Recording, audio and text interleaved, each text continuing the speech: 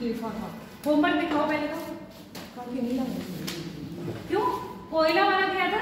हाँ और कोयला के प्रकार लोहे वाला बताओ। चलो पहले होमवर्क बताओ मुझे, फिर आगे बढ़ेंगे। हाँ। कोयला के टाइप है ना? कौन कौन से होते हैं? कोयला कोयला कोयला और कार्बन की मात्रा और जलवाष्प की मात्रा बतानी थी, है ना? यही होमवर्क दिया था, क्योंकि पेपर में पूछा जाता है।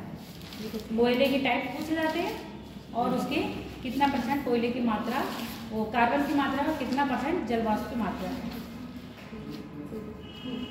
क्योंकि ये तुम लोगों का फिजिक्स नहीं, केमिस्ट्री का है ना? केमिस्ट्री में चीज़ पढ़ लेते हो। कोयले के टाइप्स, कितने टाइप्स के होते हैं। जो ज्योग्राफी में पढ़ोगे वो तो आप क्षेत्र पढ़ोगे ना, भारत में कोयला क्षेत्र कहाँ कहाँ है, या भारत में लोहा का क्षेत्र कहाँ कहाँ।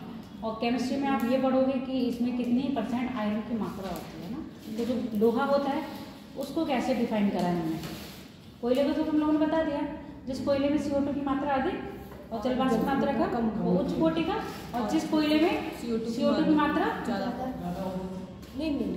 कम और जलवाष्प की मात्रा अधिक, वो निम्न कोटि का होगा। ऐसे इसी में फिर क्या होगा, लोहे की मात्रा कैसे डिसाइड करो। और लोहे में जिसमें जंग जल्दी लग जाती है वो खराब होता है, उसमें जंग नहीं जल्दी लगती। जिस लोहे में लौह अयस्क ज्यादा होगा, ठीक है, उस लोहे में जंग बहुत जल्दी लगती है, ठीक। और वही लोहा उच्च क्वालिटी का होगा। लौह अयस्क की मात्रा लगाओगे ना भाई, जिस लोहे में लौह अंश ज्यादा होगा वही तो लोहे की कैटेगरी में आएगा। जिसमें लौह अंश कम हुआ तो वो दूसरी धातु ज्यादा पाई गई, तो वो लौह तुम्हें कहाँ आएगा। आई बात समझ में? ये मत कर लेना कि जिसमें जंग लग रही है वो लोहा खराब है। जिसमें जंग लग रही है यानी कि जिसमें धातु अंश, और कौन सा धातु अंश, लौह धातु अंश ज्यादा पाया जाता है, वो लोहा हमारा अच्छा होता है। और सबसे अच्छा लोहा हेमेटाइट है। अब बताओ, होमवर्क दिया था ना, करके लाए? लक्ष्य नहीं करके लाए। ये जो सोलर स्ट्रीट लगी होती है, हाँ, इनमें जो पाइप होते हैं ना, पोल, वो हल्के वाइट होते लोहे की, उनमें कभी जंग नहीं लगती। उनमें नहीं लगती, उसमें वो मिलाया जाता है एल्यूमिनियम, टीन और एल्यूमिनियम मिलाया जाता है, इसमें नहीं लगता। ये मिश्रित धातु पूछा जाता है, वो भी तुम्हारे अलाव जिसको कहते हैं ना, कि कौन सा है, ये सारे तुम्हारे उसमें आएगा रसायन में। रसायन विज्ञान पढ़ोगे ना, जब जनरल साइंस में पढ़ोगे तो रसायन विज्ञान में मिश्रित धातु यानी कि पीतल कैसे बनता है, तांबा कैसे बनता है, टीन कैसे बनाई जाती है, स्टेनलेस टीन कैसे बनाया जाता है, ये सब चीज़ें आपकी केमिस्ट्री में पूछी जाती हैं। और लोहे के और कार्बन के ऐसे, हाँ, ये भी आपके जो ट्रेन की पटरी होती है, ये लोहा, और ये बाकी हम अपने घर में यूज करते हैं लोहा, हाँ, तो उसमें अलग होता है। ये जंग रोधक बनाने के लिए इसमें मिलाया जाता है शीशा, और ये टीन मिलाई जाती है लोहे को, तभी तो इसमें जंग नहीं लगता। सारा टाइम वायु के उसमें संपर्क में रहता है, पर आपकी जो ग्रेन वाले आते हैं इनमें आपको तुरंत ही क्या करना पड़ता है, पॉलिश वगैरह, या क्या कहते हैं उसको, पेंट भी, और वो पहले प्राइमर लगाना पड़ता है ना, तो ये सब चीज़ें लगानी होती हैं। तो लोहा अंश, जिसमें लोहा अंश ज़्यादा होगा वो उच्च कोटि का लोहा, जिसमें लोहा अंश कम होगा वो निम्न कोटि का। तो तुम इसका मतलब होमवर्क कोई भी नहीं करके लाया? नहीं मैम, देखा था। देखने से क्या होता है? देखने से क्या होता है? देखा भी होता तो चलो मुझे ओरली तुम बता देती, तुमने वो भी नहीं बताया, तो ऐसा देखना क्या मतलब तो पूरा है? ऐसा देखने से कोई मतलब नहीं हुआ ना। कल क्या पढ़ रहे थे हम लोग?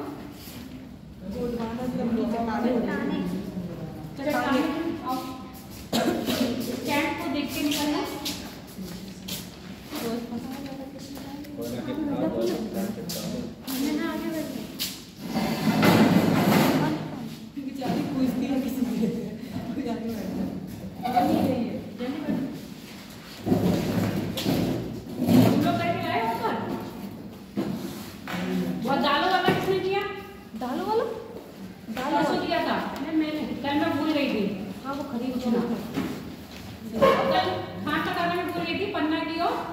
गोल कुंडा की गोल में मैंने कहा ना, पढ़ाते पढ़ाते कल मैं हिस्ट्री पढ़ी थी यहाँ से जाके, ये बहन भी समझा आया, तभी मुझे तुरंत याद आ गया।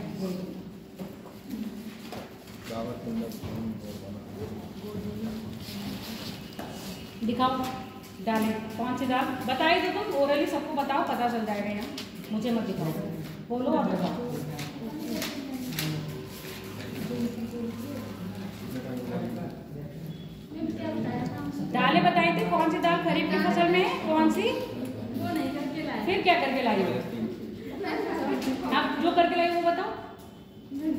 दिखाओ नहीं, बताओ, क्योंकि कोई भी नहीं करके लाया है। कौन सी दाल किस में हो जाती है। मसूर की दाल तो इस टाइम हो जाती है? मसूर की दाल इस टाइम हो जाती है। मसूर यानी कि रबी की है, ठीक। और मसूर, गेहूँ और गेहूं का तो पता है, दालों का ही मैंने स्पेशली डाउट था ना, तो मैंने दालों पे ही बोला था। अरहर की दाल से फूल आ रहे हैं इसमें। उड़द की दाल और मूंग की दाल वो खरीफ की है। वो खरीद की है। खरीफ की है, ठीक। तो नोट कर लो फटाफट, पूछी जाती है। चलो बताओ, पूनम और लक्ष्य। सरसों नहीं बताना है, सरसों बता दे। सरसों, गेहूं, ये क्या है? रबी की है। मक्का किसकी है आपकी? मक्का ये खरीफ की खरीफ है, की। क्योंकि बरसात आता है तो मैं तो भैया देखो ऐसे इजीली बहुत इजी तरीके से मैंने याद कर रखा है, मुझे रटना नहीं आता है। अब तुम लोग बताए थे आलू में मैं कंफ्यूज थी, क्योंकि उस समय जो होली के टाइम में जो आलू आता है उसका छिलका मोटा होता है, तो पुराना आलू हो जाता है, और नया आलू का छिलका पतला होता है। तो आलू क्या है? जैद की फसल ही है, खरीफ की है, तो इतना महीना लगता है। अब इधर में आ जाता है, रबी में ये अक्टूबर आता है तो नया आलू आने लगता है ना, तो या तो कितना टाइम लगता है? तो खरीफ की है, वो जायद की है। कौन सी है अब ये बताओ? रबी की नहीं है आलू। मैम आलू रबी की फसल है। रबी में रबी की फसल है, इस टाइम की गाड़ी जाते हैं आप। काटा है। रबी की फसल बोई जाती है बेटा, रबी की फसल इस समय बोई जाती है। हाँ, इस समय आलू निकल रहा है ना, हाँ, बोया जा रहा है। आलू का कितना टाइम लगता है? मेरे को होली के टाइम आता है, ये जो अभी हो रहा है ना, अभी होली के टाइम पे तो उसका छिलका मोटा आता है क्या? और जिसका छिलका पतला आता है वो भी वो तो नया पुराना होता है। इस टाइम नया आ भी रहा है, इस टाइम नया आ रहा है। 60 दिन में हो जाता है, तो उसको इसमें काउंट नहीं करा जाता है। पिछले बदल दिन होने अब जिस समय नहीं होने उसमें होने। धान का जो वो व्रत वाला आता है वो साठा ही कहते हैं ना उसको, रेड कलर का होता है, छोटा छोटा होता है, जिसमें पूजा में लगाया अलग होता है, वो अलग वो तो अलग वो अलग होता है। जब क्या नाम है, क्या कहते हैं, अरे वो तो 60 दिन में होता है। जब गेहूं करते हैं धान लगते हैं, तो गेहूं कटने के तुरंत बाद साटा लगा दिया जाता है। आपने देखो अपने यहाँ जो अपने उत्तर प्रदेश में है वो तो 6-6 महीने वाला चलता है। पश्चिम बंगाल वगैरह में जाओ ना, तो जो तुम बता रहे हो 3-3, 4-4 महीने में धान वाला, वो वहाँ पर पूरे साल वही चीजें चलती हैं। यहाँ पे भी मैं अभी थोड़े दिन पहले बच्चों का स्टार्ट हो गया, साटा करके तो धान लग जाता है। जो पेपर में फसल एक्चुअली में पूछी जाती है वो तुम्हारी वो पुरानी वाली पूछी जाती है, और मिश्रित में इनकी नस्ल पूछी जाती है, वो तुम लोग याद कर लेना अगर बहुत टफ पेपर बनाएंगे तो, अदरवाइज नहीं आलू भी मिश्रित हुई है कि ये आलू की GM27 GM ये करके ऐसे नाम आते हैं, वो नाम पूछे जाते हैं किसकी फसल है और धान कैसा है। इसमें वो तुम बायोलॉजी में पढ़ोगे, 1 बीजपत्री 2 बीजपत्री पूछा जाता है ना। सरसों 1 बीजपत्री है, 2 बीजपत्री है। सेब 1 बीजपत्री है या 2 बीजपत्री है, ऐसे करके क्वेश्चन आते हैं, वो तुम्हारे बायोलॉजी से रिलेटेड होते हैं एग्रीकल्चर में ही है, और रिलेटेड किससे होते हैं? वो बायोलॉजी से होते हैं। 1 या 2 क्वेश्चन मिलते हैं, ज्यादा नहीं मिलते हैं। अब ऐसे सोचो 1 या 2 क्वेश्चन आएगा, स्किप कर देंगे। 2 बीजपत्री होती हैं, दालें सभी होती हैं। दालें है आपका गेहूं नहीं है, और सरसों है, सरसों है, और चना भी है, मटर भी है। कैसे पता है बताओ? मैम ये क्या होता है? दाना होता है उसमें डबल बन जाता है, बीज आएंगे। जो पूरा पीस ना निकल के पार्ट में निकलता है वो 2 बीजपत्री होता है, और इसकी भी पहचान होती है। इसकी पहचान शायद ऐसे है, जिसके पत्ते लाइनिंग वाले होंगे वो एक पत्ती होगा, जिसमें ऐसे ब्रांचेस ऐसे पत्तों में बने होंगे, वो 2 पत्ती होगा। ऐसे है। तने में भी कोई अंतर होता है, इसका तना मोटा होगा, एक ठोस होता है, एक खुरदला होता है, ऐसे करके बहुत सारे अंतर हैं। जब तुम उसमें पढ़ोगे ना, जैसे जो एग्रीकल्चर वाला देने जाते हैं पेपर, उनके में इस टाइप के क्वेश्चन ज़्यादा आते हैं। हम लोगों के एग्जाम ये वाले क्वेश्चन डाल देते हैं। तुम लोग के एग्जाम में बहुत टफ बनाएंगे तब डालेंगे, वरना तो नहीं डालेंगे। बस मैं एक आइडिया दे रही हूँ कि अगर टाइम मिलता है तो ये सब चीज़ें नॉलेज के लिए पढ़ लिया करो। अब नॉलेज के लिए पढ़ोगे तो कम से कम ये है, पेपर में आ गया तो तुमको याद रहेगा कि हाँ ये चीज़ पढ़ी हुई है, थोड़ा सा भी आइडिया होगा तो कर जाओगे। कभी कभी ऐसे क्वेश्चन आ जाते हैं ना जिनको हमें पता भी नहीं होता है, पूछ लेंगे, पर वो पूछ लेते हैं क्योंकि कंपटीशन इतना हाई हो गया, सारे बच्चों को सिलेक्शन नहीं देना है। सेलेक्टेड बच्चों को सिलेक्शन देना है, तो पेपर का लेवल क्या कर दिया है यार, अप कर दिया, चाहे कोई भी पेपर। अब तुम लोग अपने टॉपिक पर आ जाओ। जो हम खाने कर रहे थे, पहले एक तरफ लिख लो खाने, क्या मूली और गाजर। ये तने में नहीं आती हैं, ये जड़ों में आती हैं। और इनकी जड़ की वैरायटी भी अलग अलग है। जड़ पूछा जाता है कौन सी जड़ों की टाइप है, तुम मुझसे ये मत पढ़ो, तुम मुझसे ये चीज मत पढ़ो, तुम्हें पढ़ाने है वो चीज पढ़ो। क्योंकि मूली देखने में गाजर की तरह होती है, पर वो अलग उसकी होती है, वो गाजर अलग है, शलजम अलग उसका है। ये तीनों की जड़ों के प्रकार अलग है। और उसके साथ शलजम के साथ हमारा चुकंदर आता है ना, तो इनका अलग अलग नाम है। नाम मुझे अभी याद भी नहीं आ रहा है, तो ये हम लोग जो अलग से पढ़ेंगे वो अलग से पढ़ना। एक तरफ लिखो खाने और दूसरी लिखो खनिज। कौन से खाने कौन सा खनिज पाया जाता है? खाने और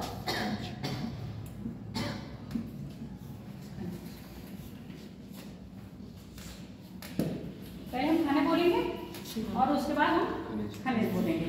एज इट इज इसको बिल्कुल तोते की तरह रट लेना। तोते की तरह क्या करोगे, रट लोगे। तो नॉर्मली पेपर में पूछा जाता है वही चीज लिखाएंगे, ज्यादा मैक्सिमम नहीं लिखाएंगे। पहले लिखो कुंद्रे मुख। कुंद्रे मुख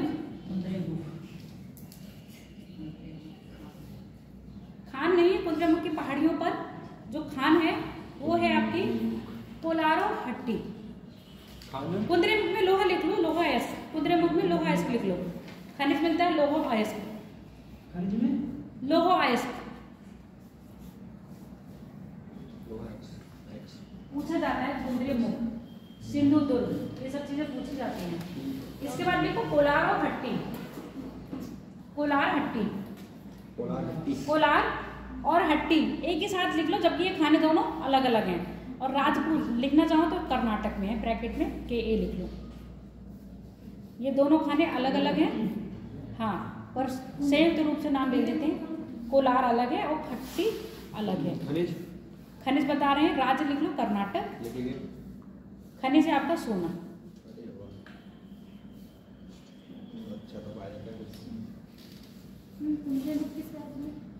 कर्नाटक। कुंद्रे मुख की पहाड़ियाँ हैं। कुंद्रे मुख में बाबा बुदन की पहाड़ियाँ लोहा अयस्क के लिए फेमस है।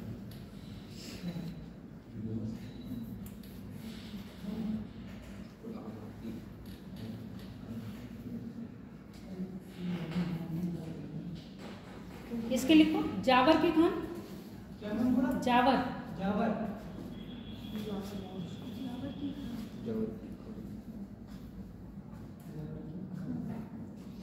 जस्ते के लिए और चांदी के लिए। चांदी भारत में शुद्ध रूप में प्राप्त नहीं होता है, विशुद्ध रूप में प्राप्त होता है। सीसा या जस्ता के साथ इसको मिलता है। शुद्धिकरण करके चांदी को अलग किया जाता है।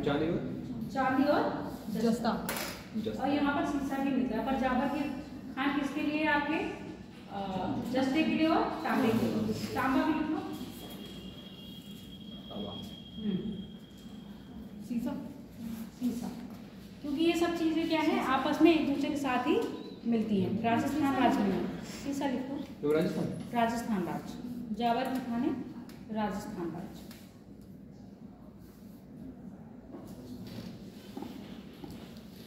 पन्ना और गोलकुंडा। पन्ना की खान अलग है, गोलकुंडा की खान अलग है। पन्ना की खान लिखो MP में है, गोलकुंडा की खान आंध्र प्रदेश। पन्ना की खान MP, गोलकुंडा की खान आंध्र प्रदेश। और दोनों में मिलता है हीरा। गोलकुंडा से ही आपका कौन सा मिला था? कोहिनूर हीरा।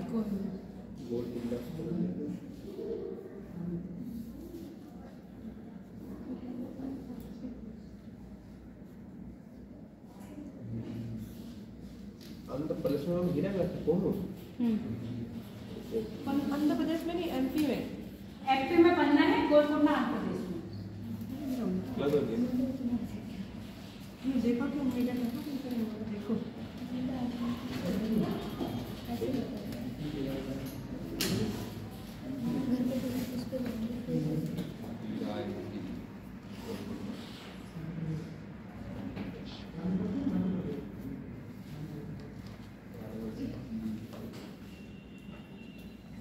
जहाँ पे खान लिखो ना, यहाँ पर स्लैश करके क्षेत्र में डालो।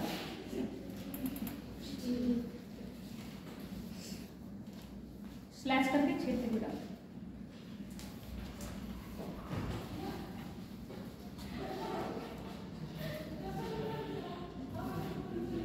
रानीगंज, रानीगंज।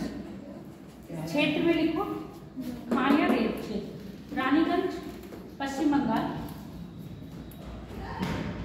कोयला क्षेत्र है। पश्चिम बंगाल कोयला क्षेत्र।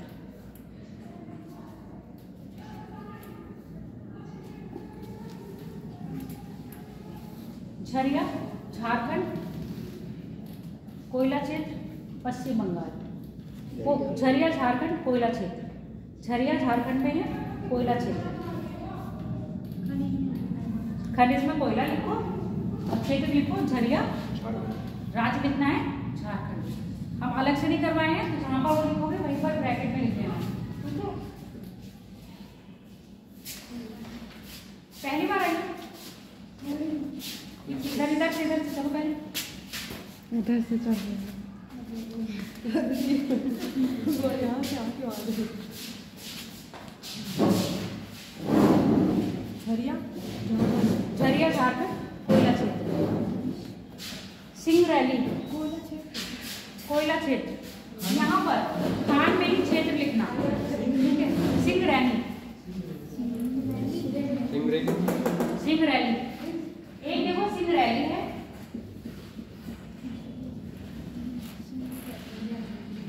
एक सिंगरैली है।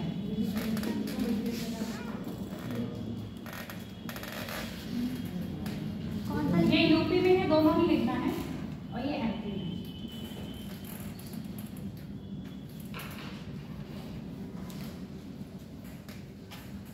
क्या है ये? कोयला। खनिज कौन सा मिल रहा है यहाँ पर? कोयला। दोनों जगह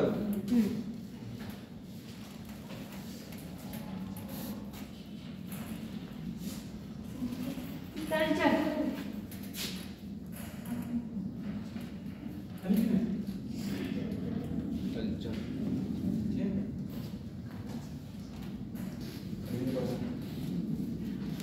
क्या होगा? पश्चिम बंगाल सिंगरेली में क्या मिलता है? कोयला। कल्चर मिलता है। कल्चर क्षेत्र है, क्षेत्र लिखो राज्य पश्चिम बंगाल। लौह अयस्क, लौह अयस्क।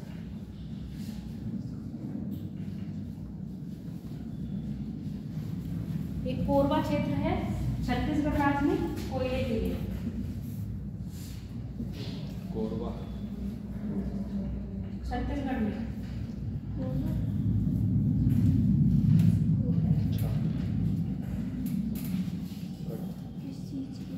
कोयला।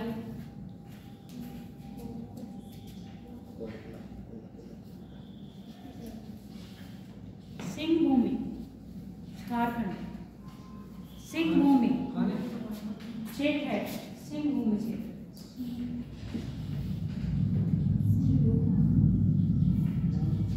सिंह भूमि क्षेत्र झारखंड। लौह अयस्क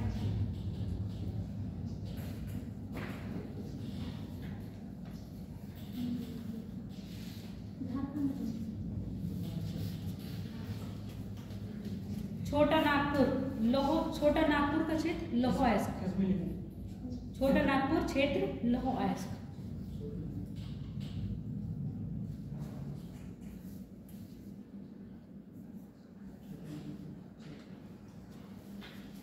अब देखो लगभग इतना हो गया है, इससे ज्यादा बाहर नहीं जाएगा।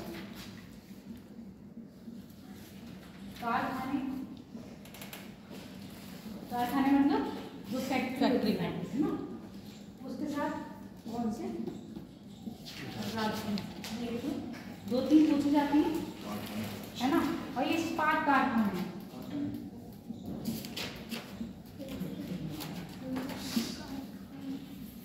इस्पात कारखाना है, अलग से बनाओ इस्पात कारखाने और अगला लिखो उधर। ये कंप्लीट। कंप्लीट क्या जो पेपर में देते पूछे जाते हैं वो लिखो, और तुम्हारे पेपर में पूछा जाता। और इसमें याद कर लेना झरिया झारखंड पूछा जाता है, कोयला चिन्ह और कोलार हट्टी के खाने, जावर के खाने लिखो। पहले लिखो दुर्गापुर पश्चिम बंगाल, बंगाल। और इनका निर्माण जब पंचवर्षीय योजना इकोनॉमिक्स में पढ़ोगे ना तब बता दिया जाएगा।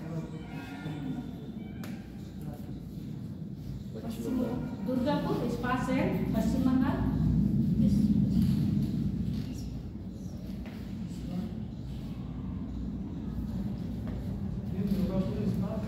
इस्पात शहर पश्चिम बंगाल। इसके बाद देखो भिलाई। भिलाई भिलाई इस्पात शहर।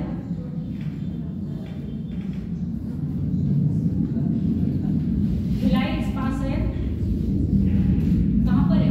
भिलाई छत्तीसगढ़। राउरकेला इस्पात शहर। राउरकेला राउरकेला जहाँ पर ये लिखी हो ना वहाँ क्योजर भी लिख देना। क्योजर लौह अयस्क के लिए कहाँ पे है? खाने क्षेत्र लिखे हो ना वहाँ पर क्योजर लिख लेना।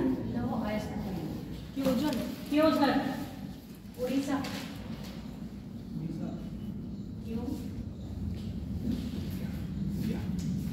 कल्चर भी उड़ीसा में है। कल्चर उड़ीसा में ही पश्चिम बंगाल में है। अब मैं कंफर्म कर लूँगी स्टार मार्क इस पर तब बता मतलब मंडल बता दूँगी। मैम क्योजर का क्या? क्योजर उड़ीसा। राउरकेला उड़ीसा। राउरकेला उड़ीसा। राउरकेला राउरकेला उड़ीसा।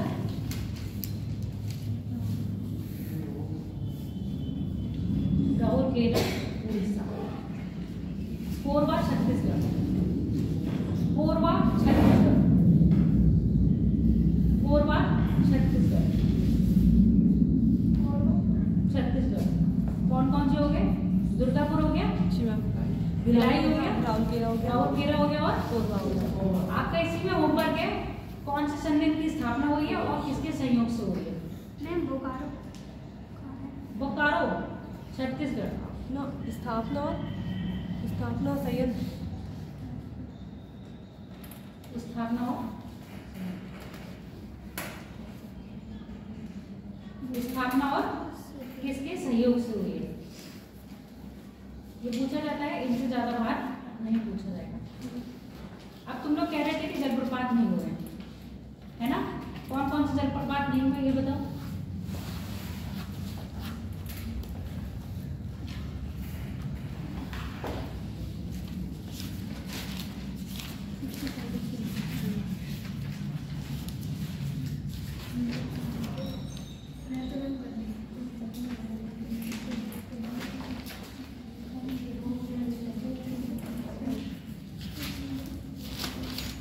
देखो कॉपी जहाँ नदी बांध और ये सब करवाए थे वहीं पर ही होगा। कॉपी तुम्हारी बता हम रहे हैं। जलप्रपात कांगो हो गया था। होमवर्क में कर लिए सर। Very good Poonam. तुम कांगो हो गया और कितू कहाँ पहुँच गई? कांगो कहाँ पहुँच रही हो तुम? ये नदिया में देखा आपने बताया। विश्व में नहीं जाना है, इंडिया में आना है। में रहूंगा नहीं होगा। तुम आई नहीं थी क्या?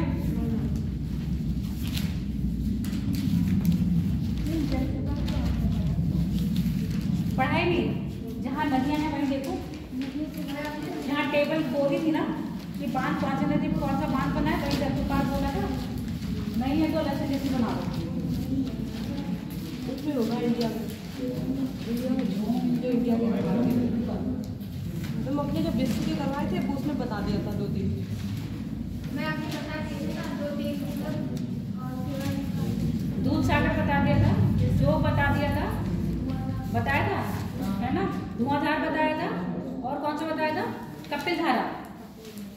ये सब चीज ये बता दी थी। स्वर्ण रेखा नदी पर धुआंधार बनता है, कपिल धारा किस पर बनता है? लिख लो। नहीं है तो एक तरफ नदियाँ लिख लो, एक तरफ लिख लो जलप्रपात।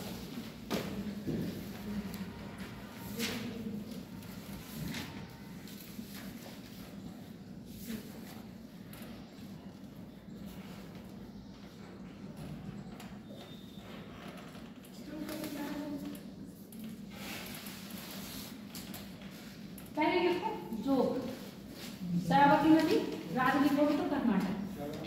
जोग जलप्रपात, जोग जलप्रपात ये लिखवाया हुआ है मैंने। कर्नाटक में कर्नाटक राज्य शरावती नदी पर, और इसका दूसरा नाम भी है गांधी सागर, नहीं, महात्मा गांधी जलप्रपात। इसका दूसरा नाम है महात्मा गांधी जलप्रपात या महात्मा गांधी जल विद्युत परियोजना। कहाँ है? कर्नाटक राज्य में शरावती नदी पर, कर्नाटक राज्य शरावती नदी। ये बात वहाँ पर प्राकृतिक रूप से बने हुए हैं, इन्हीं पर क्या करते हैं जल विद्युत परियोजना स्टार्ट करते हैं। अब यहाँ पर पानी को ऊंचाई से गिराया जाता है, ये क्या है, मानव द्वारा यह डैम बना के ऊंचाई से पानी गिरा रहे हैं। वहाँ पर ऑलरेडी ऊंचाई से पानी गिर रहा है, वहीं पर उन्होंने क्या जल विद्युत परियोजना लगा दी।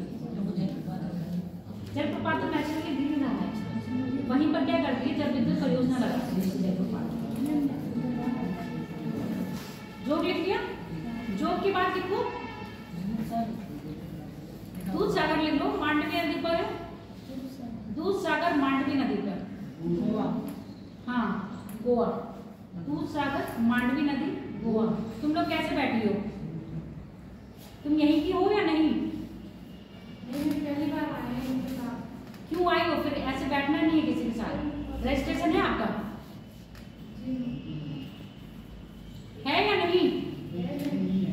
उठ जाओ फिर, जाओ बाहर। नहीं उठो बेटा, बाहर जाओ। हम पूछ लेंगे आपका रजिस्ट्रेशन है या नहीं। पहली बार आए हो और उनके साथ आए हो, आपके आंसर ही अलग अलग हैं। उठ जाओ, चलो बाहर जाओ। जिसका रजिस्ट्रेशन है वो बैठे और जिसका नहीं है वो बाहर जाए। क्या हुआ? नहीं, क्यों बैठने दें? फोन करो।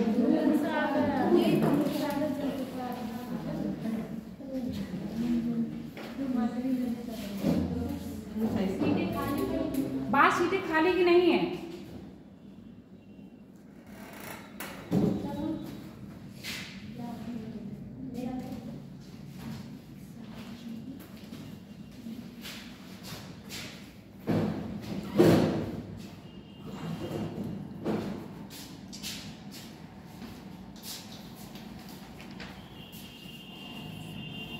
दूध सागर मांडवी नदी, राज्य कौन सा है?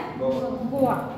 उसके बाद कपिलधारा नर्मदा नदी पर है। कपिलधारा नर्मदा नदी,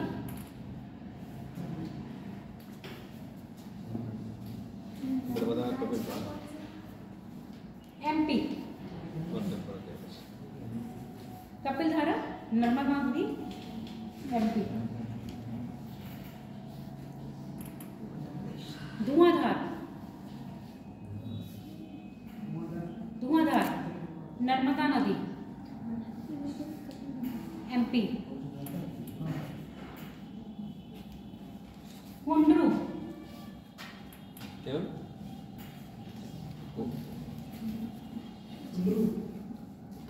स्वर्णरेखा नदी, कुंडरू जलप्रपात है स्वर्णरेखा नदी।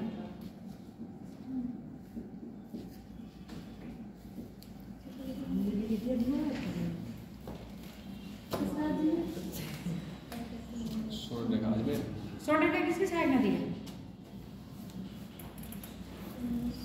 सिंधु नदी। सब सिंधु की है। किसकी साइड नदी है?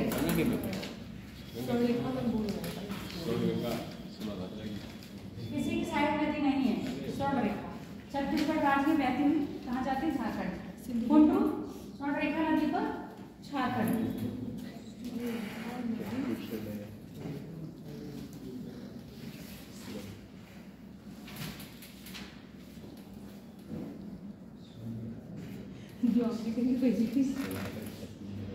एक है कुचिकल, कुचिकल जलप्रपात कर्नाटक राज्य में है। नदी का नाम अभी मेरे दिमाग से स्लिप हो गया। बा करके कोई नाम है, बरोही, शायद बरोही नदी है। कुचिकल कर्नाटक राज्य में, इसको स्टार लगा देना, मुझसे पूछ लेना मंडे को। बरोही नदी लिख लो, कर्नाटक बरोही लिख लो नदी, बरोही नदी।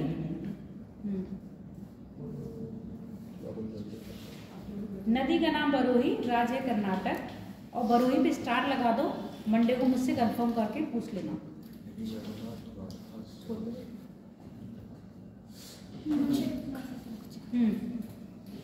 मंडी को लास्ट। चित्रकूट जलप्रपात, ये पूछा जाता है, ब्रैकेट में लिख लो चित्रकूट जलप्रपात में भारत का न्यागरा। चित्रकूट जलप्रपात भारत का न्यागरा।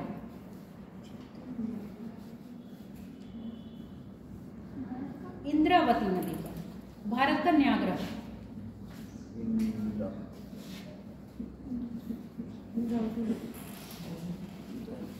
न्यागरा जलप्रपात कहाँ है? इस पे हम नदी पे गए, ये नदी देखी।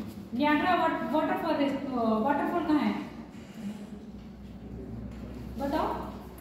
चित्रकूट नहीं पूछ रही हूँ मैं, न्यागरा पूछ रही हूँ। कनाडा में है, अमेरिका और कनाडा और यूएसए के बॉर्डर पर है। कनाडा और यूएसए के बॉर्डर पर है न्यागरा, क्योंकि इसका जो शेप है ना वो ऐसा है। किसका है ये? खूर के आकार का है, गाय का खूर या उसका कहते हैं ना, अरे खूर नहीं बनते हैं जानवरों के पैरों के, उसके आकार का है। न्यागरा में सेम चित्रकूट जलप्रपात है, वो भी खूर के आकार का है, जिसको भारत का न्यागरा कहते हैं। चित्रकूट जलप्रपात को भारत का न्यागरा कहा जाता है क्योंकि न्यागरा की शेप कैसी है? खूर के आकार की है। और जो भारत का चित्रकूट है जलप्रपात, उसकी शेप कैसी है? खूर की है, इसलिए उसको न्यागरा का जलप्रपात कहते हैं। ऐसे नहीं कह रहे जैसे उसके बॉर्डर पर है, उसकी आकृति के आधार पर उसको क्या कह रहे हैं? भारत का न्यागरा कहते हैं। इसकी आकृति कैसी है? खूर के, मतलब घोड़े का या गाय के पैरों के खूर जो बनते हैं उसके आकार का है। चित्रकूट राज्य में नदी कौन सी है? इंद्रावती। इंद्रावती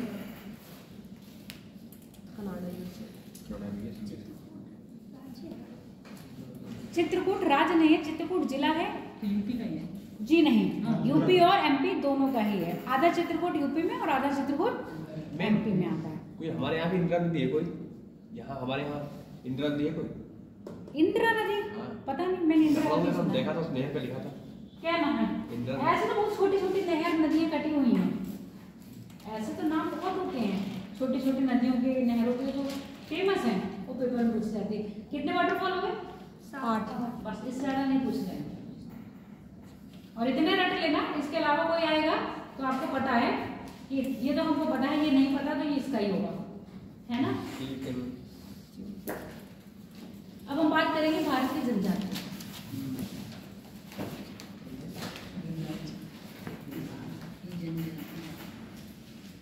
क्या होती है ये जनजातियां? जनजातियों से पहले लिख लियो सब जनजाति। आधे बच्चे लिख चुके हैं, चलिए लिख लियो तो कोई दिक्कत नहीं। तो कर जाएगा। नहीं फिर वो ग्लेशियर बाद में लिखवा देंगे।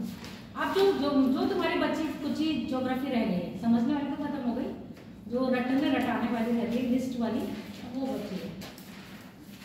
पहले तुम लोग जनजातियां कर दो। देखो जितनी जनजाति को यहाँ याद कर पाऊंगी उतने मैं लिखवा दूंगी, और जो रह जाएंगी वो ग्रुप में मैं लिस्ट भेज दूंगी।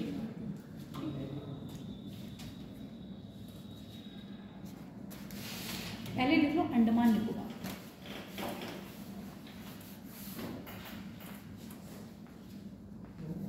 अंडमान निकोबार,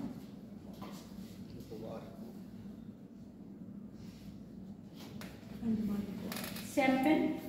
एक तरफ लिखना राज्य और एक तरफ लिखना जनजाति। एक तरफ लिखोगे राज्य और एक तरफ लिखोगे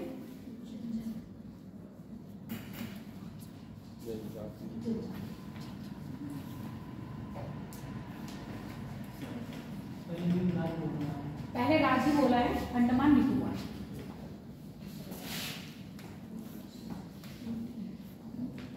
सैम्पन,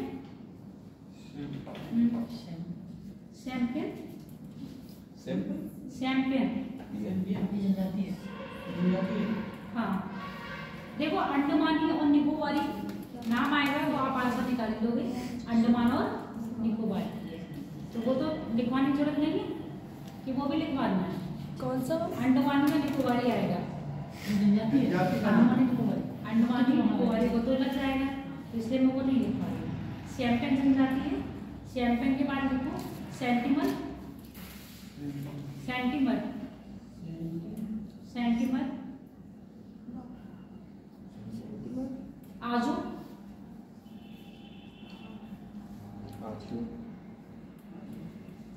इतनी बहुत है। इसके बाद देखो सिक्किम की लेप्चा, सिक्किम की लेप्चा, लेप्चा, लेप्चा। पश्चिम बंगाल में लिखो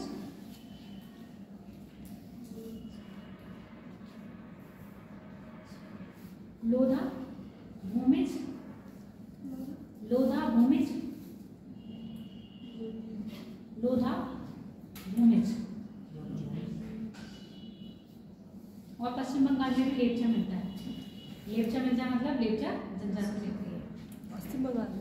पश्चिम बंगाल में भी लेप्चा मिलता है। भूमिज हो गया, लोधा हो गया और लेप्चा हो गया। इसके बाद लिखो उत्तराखंड में लिख लो कौन कौन सी है। थारू, जौनसारी, बुक्सा, बुक्सा भी बोलते हैं और बुक्सा भी बोलते हैं। थारू, जौनसारी, देखो बुक्सा भी बोला जाता है और बुक्सा भी बोला जाता है। बुक्सा और थारू, जौनसारी, मतलब दोनों भाई और भी है। थारू के अलावा थारू से क्वेश्चन ये पूछा जाता है निम्न में से कौन सी जनजाति है जो दिवाली को अपना थारू शौक के रूप में मनाती है। कौन सी जनजाति थारू। दिवाली त्योहार को शौक के रूप में मनाती है। पता है पैतृक को याद करा जाता है वो जो उनके पितृ को दीपक दीपक जलाए जाते हैं तो दीपक जलाना क्यों। अब ये मुझे नहीं पता क्यों है पर शौक के रूप में दीपक नहीं जलाया जाता है ऐसा जो कुछ है। पितृ से रिलेटेड है, पितृ को याद करा जाता है उस दिन जो पूर्वज। किसकी डेट हुई? रावण की डेट करते अच्छा, तो क्योंकि भाई वो लोग रावण को अपना जीजा मानते हैं। अच्छा, तुम तो थारू जाती नहीं हो पूरी स्टोरी बता दे तुम्हें। नहीं सूर्यवंशी हो। चलो लिख लिया। थारू हो गया, बुक्सा हो गया, पता नहीं थारू, बुक्सा और जौनसारी।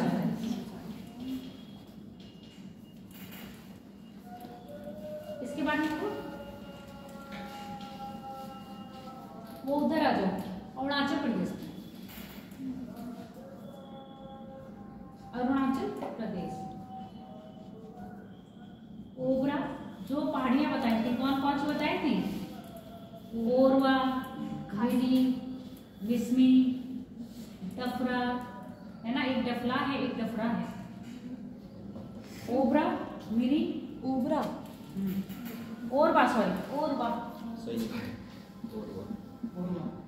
और गिरी मिश्री डबरा डफला, मिरी, गिरी मिरी, गिरी बराबर मिस्मी और डफला।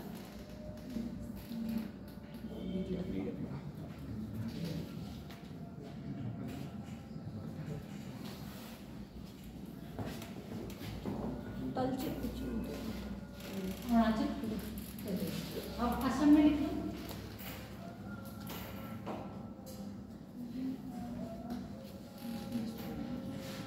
असम में देखो वो कौन सी थी?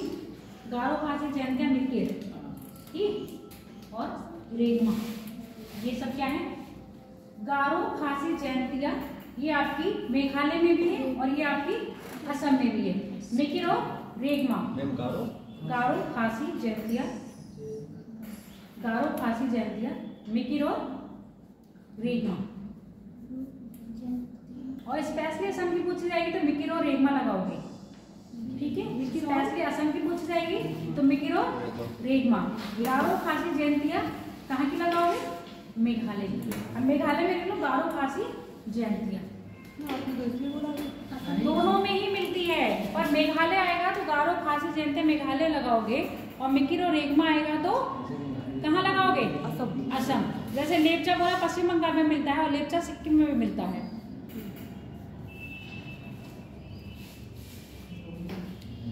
मेघालय लिख लो गारो, खासी, जैंतिया, गारो, खासी, जैंतिया। मिजोरम में लुसाई और मिजो, लुसाई और मिजो।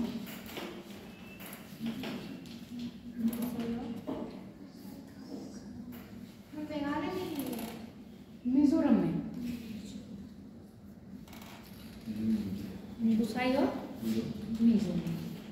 उसके बाद देखो नागालैंड में नागा,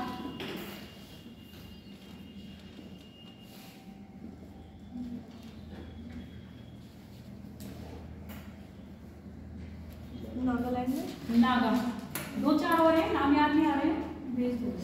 जारवा हैं जारवा, मुझे इसकी नहीं पता है नागालैंड में है कि कहाँ की है। इसी में है। हैं जारवा इसी में है, लिख लो।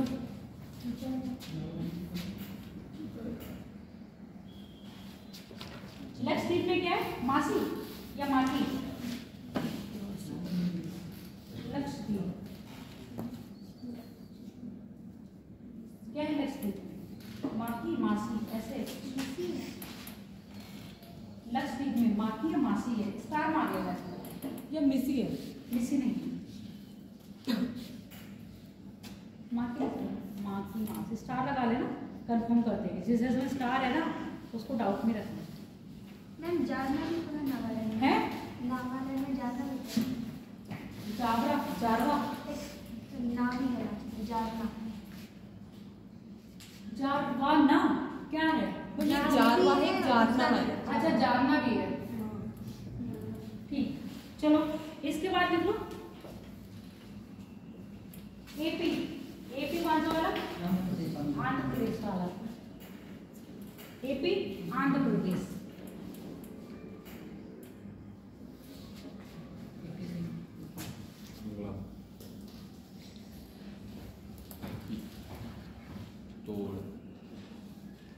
तोड़ कोट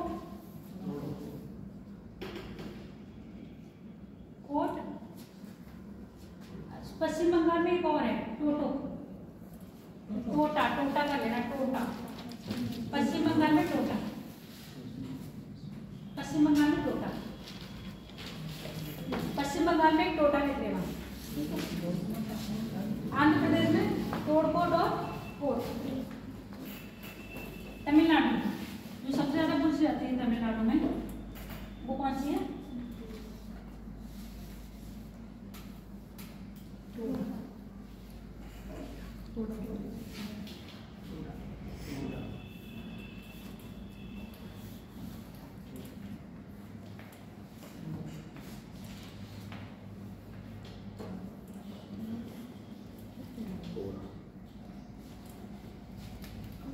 एमपी में लिख लो संथाल,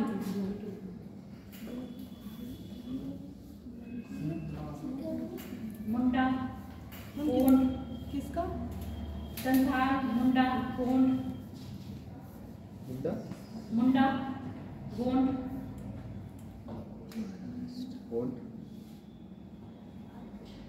एक है क्या बताया था? डफरा। डफरा क्या बताया था अभी? डफरा। डफला एक है डफरा, झारखंड। डफला डफरा झारखंड।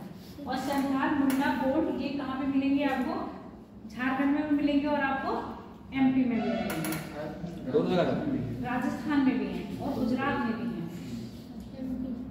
मैं मुंडा से बोल दीजिए। संथाल, मुंडा, गोंड गोंड और झारखंड में लिख लो डफरा।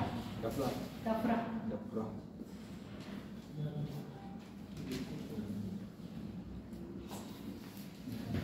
इसके बाद लिखो जम्मू कश्मीर, बकरवाल, गद्दी।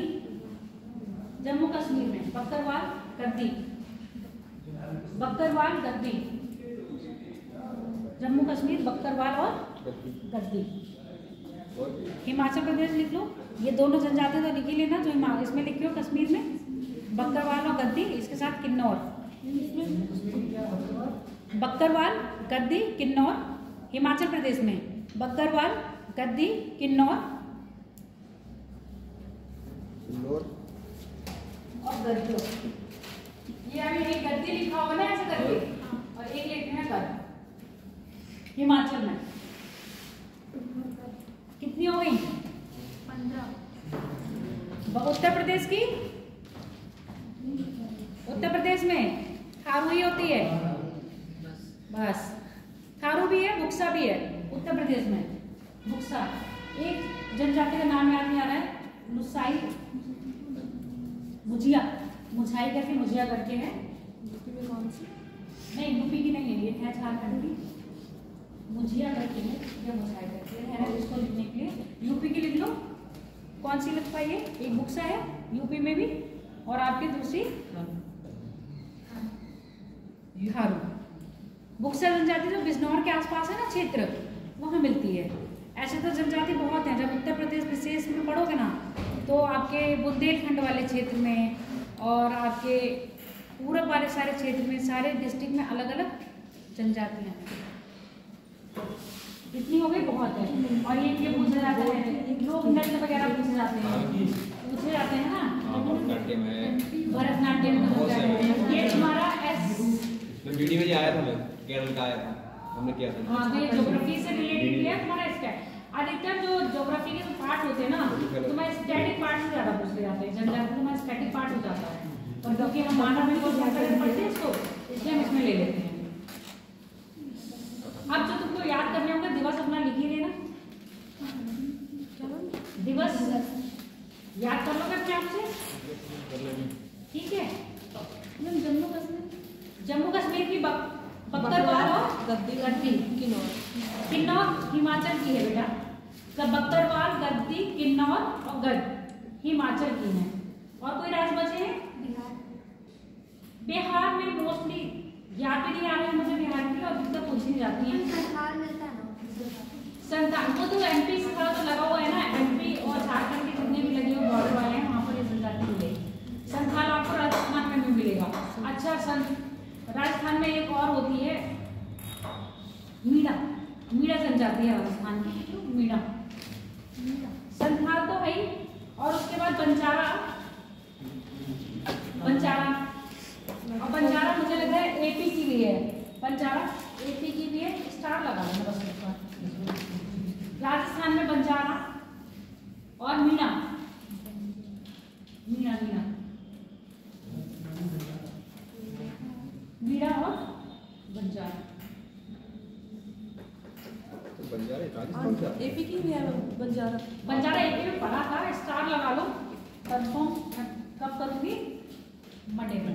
कितने स्टार वाले क्वेश्चन हो गए आज? 3 हो गए ना। ये रटने वाले होते हैं, दिमाग से कभी कभी स्लिप हो जाते हैं। अब क्या बस रहे? अब ऐसे कोई चीज जो तुम्हें समझना है, देखो मेरे हिसाब से ज्योग्राफी का तो लगभग हम ये बता रही थी, आप दिवस बता रही थी, याद कर लेना। दिवस तुम याद करोगे, वो तुम्हारा स्टैटिक का है। वो चीज मैं बता दे रही हूँ जो स्टैटिक में ऐसा पूछा जाता है। एक तुम दिवस याद कर लेना। नेशनल पार्क है, राष्ट्रीय उद्यान है।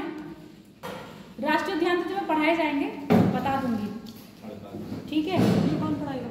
हम ही पढ़ाएंगे और कौन।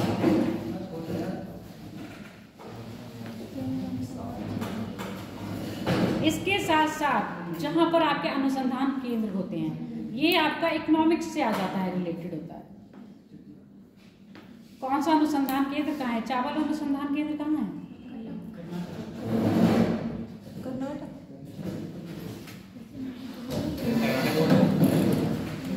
घूंगे बने हुए कटक में है। कटक कहाँ पर है? कटक तो वहाँ है, उड़ीसा में। हाँ। और आलू अनुसंधान केंद्र वो वहाँ आलू अनुसंधान केंद्र शिमला। आर्द्र भूमि अनुसंधान केंद्र, वो शुष्क भूमि अनुसंधान केंद्र और भूमि अनुसंधान केंद्र, दाल अनुसंधान केंद्र, चीनी अनुसंधान केंद्र, गन्ना अनुसंधान केंद्र। गन्ना तुम तो यूपी का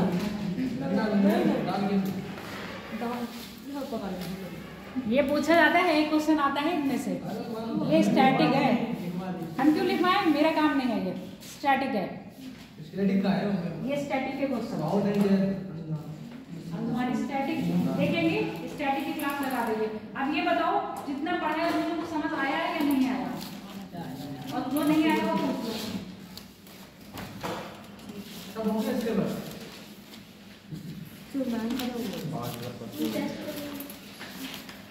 टेस्ट सर लेंगे, पता नहीं कब लेंगे, बाकी सबका हो गया, ऊपर से ऑर्डर आएगा तुम लोगों का। रीजनिंग, मैथ और इंग्लिश का ऑनलाइन क्लास कल लगी मैम, कल होंगी 6 से 7 बोला ना, कौन सी शाम को 7 से 8 नहीं हो पाएगा, 6 से 7 शाम को। कौन सी हाँ मैथ की भी होती मैथ की तो होती है 2-3 बार। कभी कभी होती है। है, लेकिन हम तो दिन से नहीं। ये क्या हो रहा है, घर से बाहर जाओ फोन करने। अब मुझे ये बताओ क्या क्या मैं पढ़ा चुकी हूँ और क्या क्या उसी में देखूंगी कि क्या इंपॉर्टेंट रह गया क्या रह गया। ये यहाँ से शुरू किया था ना, हमने शुरू किया था अंतरिक्ष से, शुरू किया था अंतरिक्ष से।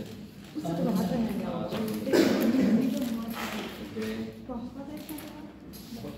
यही मेरे जोर जोर से बोलते जाओ, ये बात।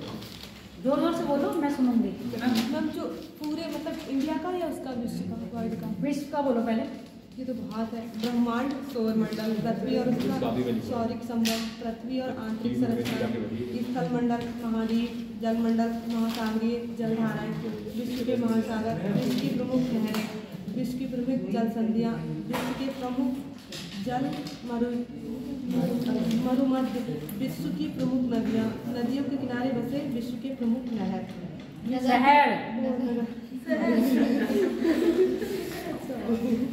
विश्व के प्रमुख जलप्रपात, विश्व की प्रमुख झीलें और प्रमुख द्वीप, ज्वारभाटा, वायुमंडल, विश्व के फसलें एवं उत्पादक क्षेत्र, विश्व के प्रमुख खनिज एवं उत्पादक देश, विश्व के विनिर्माण उद्योग, विश्व के प्रमुख औद्योगिक नगर, विश्व की प्रमुख जनजातियाँ, प्रमुख वनस्पति, ये क्या है, काबिलाई जनजाति, कुछ प्रमुख आवास और भौगोलिक उपनाम, विश्व के प्रसिद्ध स्थान, प्रमुख खोजें, प्रमुख पर्वत शिखर, प्रमुख पठार, रेगिस्तान, प्रमुख देश की राजधानी मुद्रा, प्रमुख भू अवस्थित देश, प्रमुख प्रसिद्ध स्थल। अब हम तुम्हें बता दें, इसमें तुम्हें अपने पेपर के लिए क्या पढ़ना है।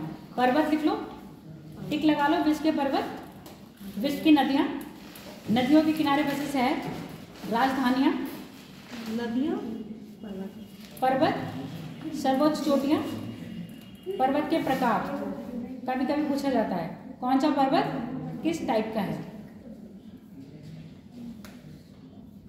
नदियों के किनारे बसे शहर, देश उनकी राजधानियां लिख लिया, और क्या क्या लिखा।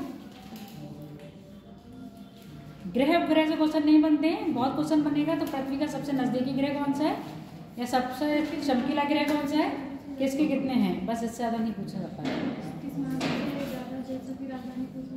अफ्रीका महाद्वीप और यूरोप से। राम मंदिर की राम मंदिर की और मिडिल ईस्ट एशिया से, मिडिल ईस्ट एशिया। क्या कह रहे हो? ये पूछा था राम का जन्म कहाँ हुआ है, कृष्ण का जन्म कहाँ हुआ है, ये आधे पेपर में ऐसे ही क्वेश्चन आते हैं बेटा।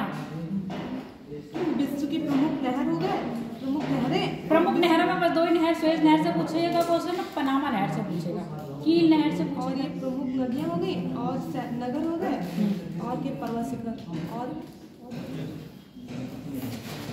पनामा में पनामा सुएज, ये बता तो चुके हैं, तुम नहीं आई थी।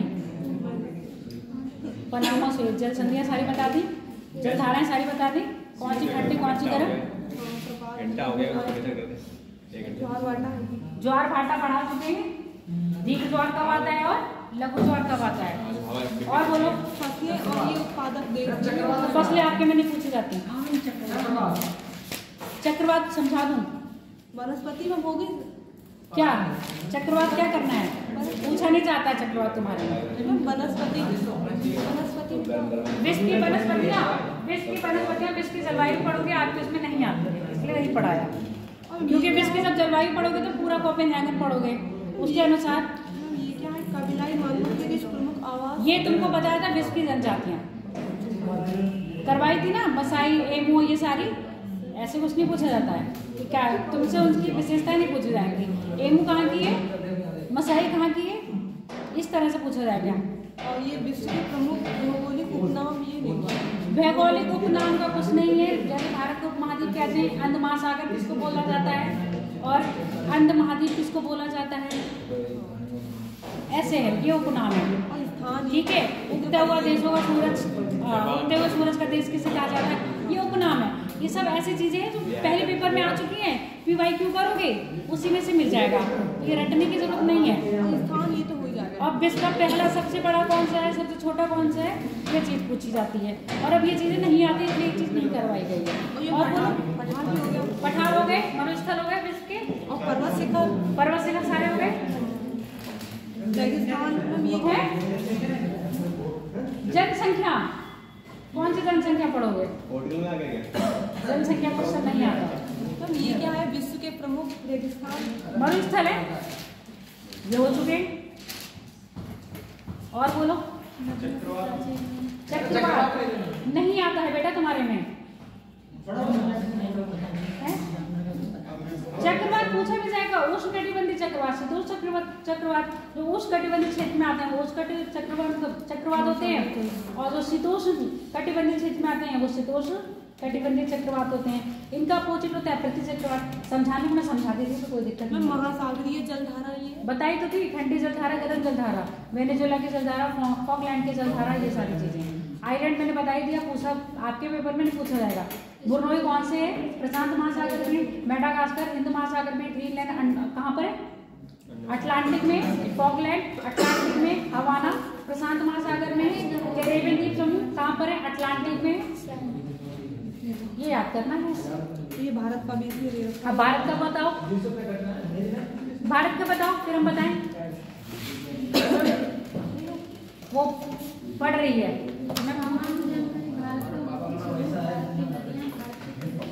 जोर जोर से। हमारे पापा का नाम है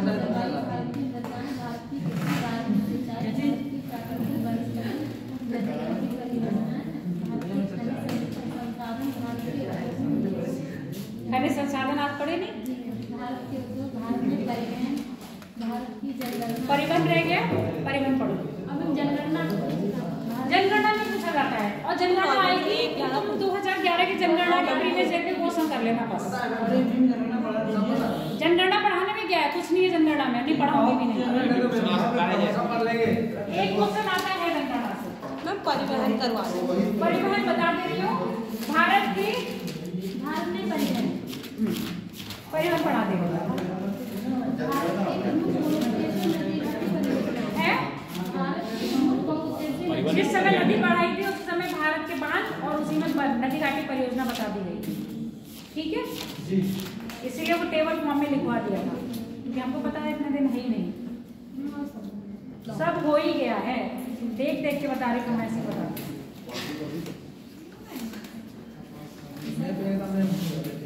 अब देखो इसमें तुम्हारे वो नहीं थी, ये ना स्टैटिक्स पोर्शन वाला क्वेश्चन दिया था ना, मैंने बताया स्टैटिक क्वेश्चन आता है। कुछ क्वेश्चन ऐसे हैं जो कैसे ज्योग्राफी से रिलेटेड होंगे, जिसमें आपको क्या पढ़ना है, भारत के रिजर्व यानी कि जितने भी क्या है राष्ट्रीय वन्य जीव अभ्यारण्य वो पढ़ लेना, जितने भी नेशनल पार्क है वो पढ़ लेना, जितनी भी प्रमुख तिथियां हैं वो पढ़ लीजिएगा। और एक आप इन्वायरमेंट से रिलेटेड करोगे तो पर्यावरणीय दिवस पढ़ लीजिएगा। एक क्वेश्चन उसमें से आता है, क्योंकि आपके जो जीएस के क्वेश्चन है ना 25 आएंगे, 25 में ज्यादा कुछ नहीं करेंगे। विश्व का सिर्फ 1 या 2 क्वेश्चन देंगे, इससे ज्यादा नहीं क्वेश्चन पूछेंगे। उसी में से 2-3 क्वेश्चन आपको किसके दे देंगे, करंट के नहीं, आपके इंडियन ज्योग्राफी के। अब ये पलटी कहाँ करते हैं तो 25 क्वेश्चन आते हैं, अगर हम डिवाइड करें तो 4 या 5 सारे उसमें से पूछा जाता है, पर ये होता है किसी में से ज्यादा पूछ लेंगे, किसी में से कम पूछेंगे। जिसमें ज्यादा पेपर होते हैं उसमें कम पूछे जाते हैं जीएस से, उसमें करंट के ज्यादा क्वेश्चन पूछे जाते हैं। अब जैसे हम लोगों के पेपर में रहता है तो 20 से 25 क्वेश्चन हिस्ट्री, 20 से 25 क्वेश्चन ज्योग्राफी, और 20 से 25 क्वेश्चन पॉलिटी, और 10 से 15 क्वेश्चन किस रहेंगे इकोनॉमिक्स से। अगर 25 क्वेश्चन पूछे जा रहे हैं इकोनॉमिक्स से, वैसे इतना पूछा नहीं जाता है, 20 से तो 10 क्वेश्चन पुराने रहेंगे और 15 क्वेश्चन करंट से रिलेटेड रहते हैं। और जितना भी स्टेट करंट का आएगा तो 20 से 25 करंट क्वेश्चन रहते हैं। तो हमारा तो पता है कि 20-25 क्वेश्चन बहुत होते हैं, तो करना ही पड़ता है। और आप लोगों के में 2-4 क्वेश्चन, अब ये नहीं है कि ये एक ही क्वेश्चन आएगा तो हम छोड़ दें, छोड़ना नहीं है। जब पढ़ रहे हो तो प्रॉपर पढ़ के जाना। आगे बताई दिए हैं, दिवस तुम कर ही लेना, राष्ट्रीय उद्यान तुम कर ही लेना। टाइम बचेगा तो हम देखो टाइम क्या है, आज हम परिवहन बता दे रहे, परसों का जो मंडे की क्लास रहेगी हो सकेगा हम उसमें राष्ट्रीय उद्यान करवा देंगे, जितने भी आपके नेशनल पार्क हैं वो, और जो स्टैटिक पोर्शन में जो आपकी बस्ती है नृत्य है ना, कौन से राज्य का कौन सा नृत्य है, चाहो तो अभी करना चाहो तो यही कर लीजिए, सही रहेगा। परिवहन कर दो है ना, परिवहन पढ़ लो, उसके बाद कर लेते हैं। चाय के लिए रेस्टोरेंट चला गया।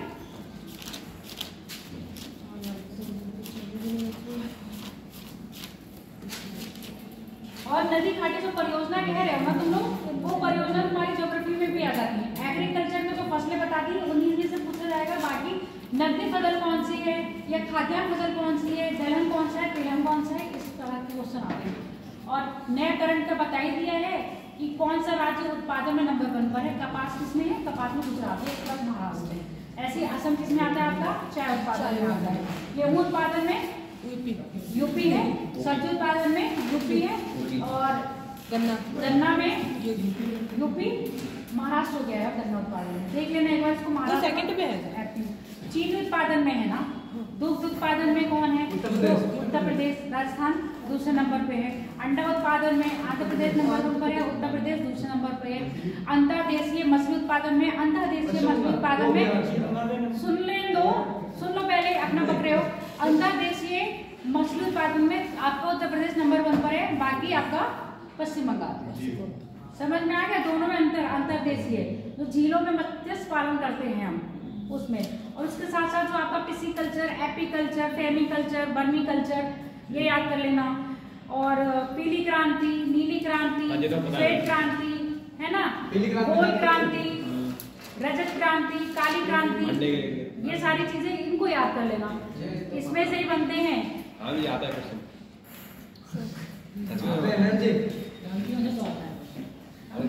बता तो रहे हैं, यही क्वेश्चन आएंगे तुम लोगों को। पेपर देखो कल्चर में क्या क्या आता है, कल्चर में इसमें ये कल्चर में आता है। अरे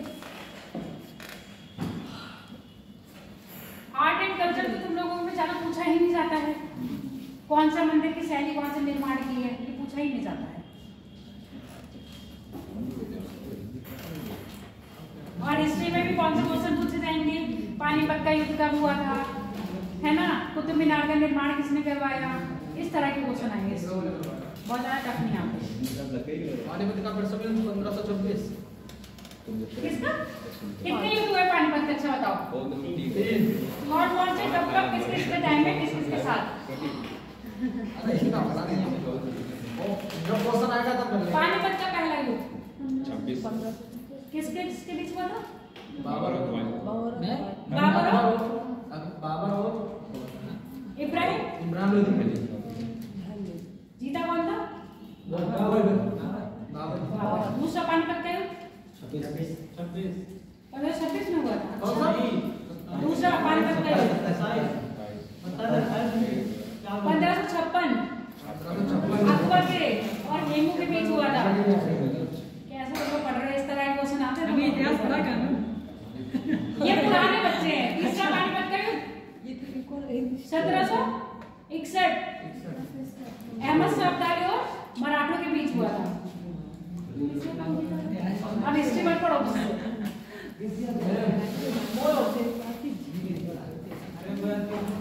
क्या। फर्स्ट बार हम आए थे तो आप झीलें पढ़ा रहे थे, मुगलों के साथ सबसे क्या पढ़ा रहे थे? झीलें नीचे क्लास लगी थी पिछली बार का, पढ़ाया तो मैंने बोला था, तुम उस दिन आई हम थी। आए नहीं थे। झीलें पढ़ रहे थे। मुझे मराठी जब पहली बार मैप बनाया था तो मुझे लगा ये बुलाना पड़ेगा मुझे। पिछली बार जब क्लास से भी ज्यादा थी, वर्ल्ड ज्योग्राफी को मैप से पढ़ाई, सारा मैप से इस बार वर्ल्ड ज्योग्राफी मैप से पढ़ाई ही नहीं। इस बार हम तुम लोग को लिस्ट आउट करके बताते। मैम हिंदी क्लास लगी है, हिंदी तुम लोग को भी नहीं आती, इंग्लिश आती है ना लैंग्वेज में। किसी किसी में आती है हिंदी, ऑप्शन आता है ना, तो हिंदी लगेगी, तो 25% हिंदी, 25% पिछली बार तो नहीं लगी थी। पिछली बार सुनने पड़ा था। और क्या? क्वालिटी कितने पड़ेगी? वो अभिषेक सर तुम्हें लग रहा मैंने नहीं पढ़ा। मैं भी रिपीट बस मैं ही हुई, तो बाकी कोई रिपीट नहीं हुआ है तुम लोग का। तो आपके जैसे भैया आते और एक विपिन सर आते हैं, है ना? वो है नहीं इनकी भैया वो आते थे यार। चलो भारत की परिवहन, भारत के परिवहन, परिवहन में से जो पूछा जाता है वो बता दे रहे हैं।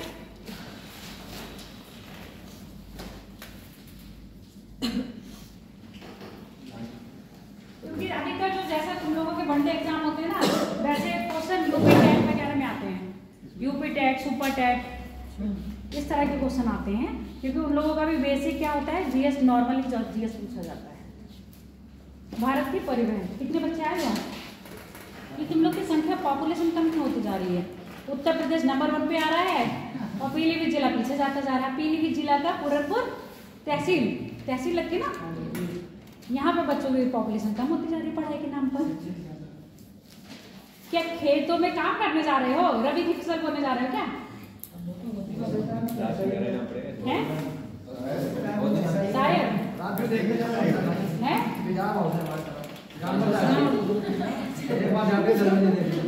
एक बार जाते तक तो देखने दो भाई है, एक की ड्यूटी लगती है।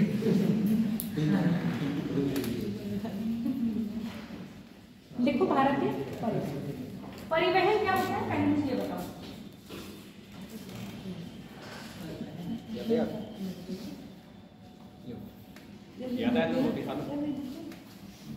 यातायात के साधन अलग है, परिवहन क्या है? ये क्या है? बस पे लिखा था, देखा था। बस पे लिखा था उत्तर प्रदेश आपका साथी, है ना, आपका अपना साथी स्लोगन है। कभी कभी स्लोगन पूछ लिया जाता है, जब बात आ रही है तो मैं बता दे रही, स्लोगन वगैरह याद कर लेना। टैगलाइन किसकी क्या है? जैसे सत्यमेव जयते किसकी टैगलाइन है, कहाँ से लिया है पता है? मुंडको उपनिषद से लिया है, मुंडको उपनिषद से लिया है। और मुंडको उपनिषद किसका उपनिषद है? यजुर्वेद का है। ये पता है तो महाराज कैसे दिमाग से, हमारे तो दिमाग से नहीं निकलता है। क्या हो गया? गायत्री मंत्र ऋग्वेद से। कौन से मंडल में ये पूछा जाता है? 7वें मंडल में है। और किसने लिखा है?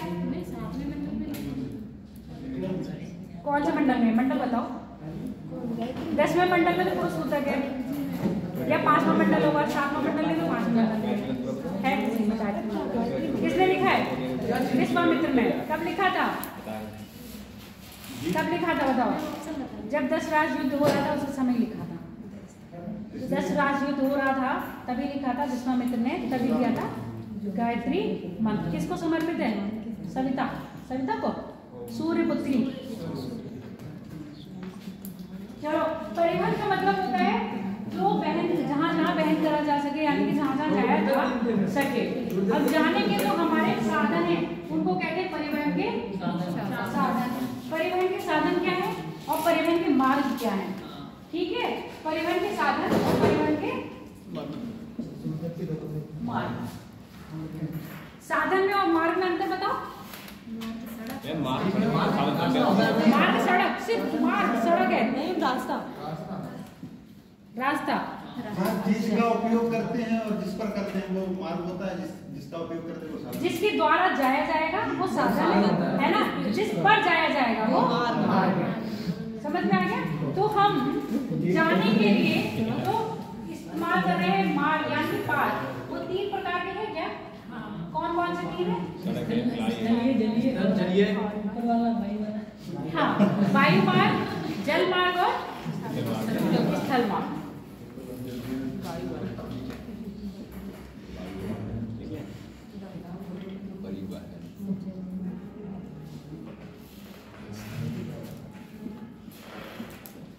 स्थल या थल। अब क्या इनको अलग से डिवाइड कर सकते हैं? आगे इनको विभाजित कर सकते हैं क्या?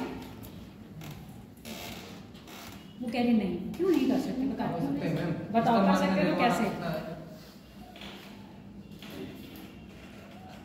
कर सकते हैं? तो बताओ ना कैसे।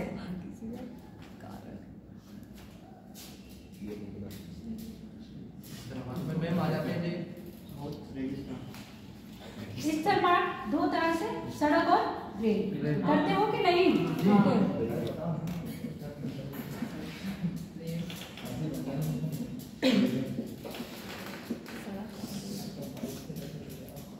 ये इसलिए मैं छोड़ रही थी, तुम्हारा इकोनॉमिक्स का टॉपिक है पूरा, ये इकोनॉमिक्स में पढ़ोगे, ज्योग्राफी में जो पढ़ोगे वो हम बता देंगे क्या पढ़ना है। जल मार्ग में इसको दो पार्ट में डिवाइड कर सकते हैं, बताओ कौन सा? पुल थोड़ी ना बनाएंगे। एक समुद्र से गए वहाँ उसमें एक नहर या क्या नाम नदी से अंतर्देशीय और अंतर्देशीय। अंतर्देशीय और अंतर्देशीय मतलब राष्ट्रीय और अंतर्राष्ट्रीय, इंटरनेशनल और नेशनल। जो अंतरा है वो भारत के अंदर है, जो अंतर है वो बाहर है, ठीक है। अंतर्राष्ट्रीय या अंतर्देशीय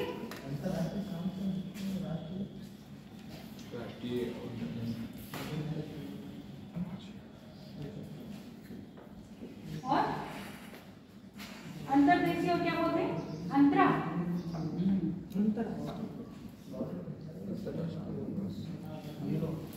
ठीक, जिसको हम बोलेंगे नेशनल और इंटरनेशनल। अब वायु का, वायु को भी दो पार्ट में डिवाइड कर सकते हैं, राष्ट्रीय और अंतर्राष्ट्रीय। कुछ ऐसे वायुयान होते हैं जो देश की सीमा में ही उड़ेंगे और कुछ ऐसे वायुयान हैं जो देश की सीमा से बाहर दूसरे देश में भी उड़ेंगे। तो इनको भी हम क्या कर सकते हैं? इनको भी अंतर्देशीय और अंतर्देशीय में डिवाइड कर सकते हैं। क्लियर हो गया कि नहीं? भारत में जो परिवहन है वो 3 तरह से हो रहा है। वायुमार्ग, वायुमार्ग में भी 2, अंतर्देशीय और मतलब नेशनल और इंटरनेशनल। यहाँ भी जल मार्ग भी 2 है, नेशनल और इंटरनेशनल। भारत में क्या अंतर्देशीय यानी कि जो नेशनल ट्रेड है या नेशनल जल मार्ग है उसका ज्यादा अच्छा उपयोग हो रहा है, डेवलप है या नहीं फॉरेन कंट्री की अपेक्षा? समझ में नहीं आ रहा है जी, विस्तार से बता दीजिए। यही विस्तार से हम तो बता रहे हैं ना, जो हम कह रहे हैं ना, जो यहाँ पढ़ोगे तो हम बता रहे हैं, वही तो पूछ रहे हैं।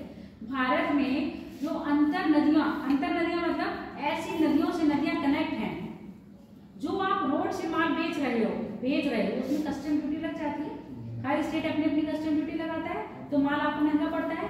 इसके साथ साथ आपको पेट्रोलियम देना पड़ता है, पेट्रोल ऑलरेडी इतना महंगा है। तो यहाँ पर क्या होता है? महंगा है। क्या पड़ता है?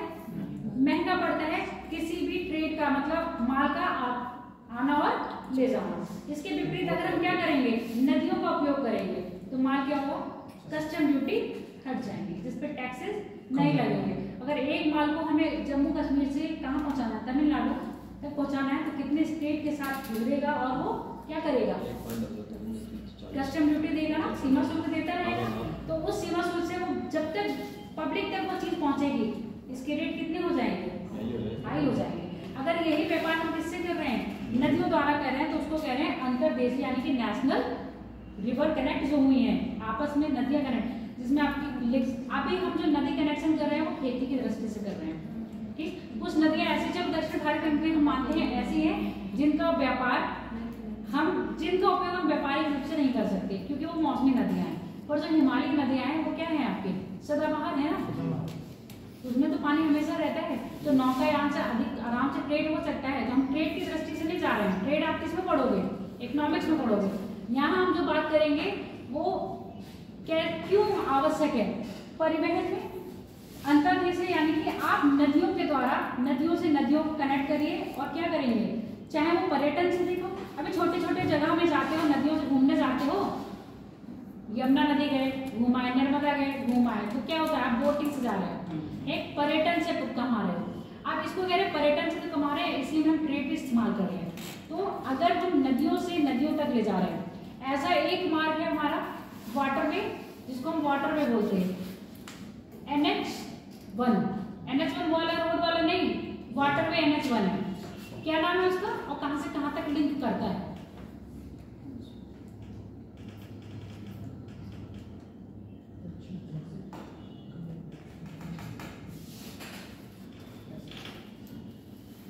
इसके बारे में पूछा जाता है। हुगली नदी तक, मतलब हुगली तक जाता है, और कहाँ से? आपके प्रयागराज से।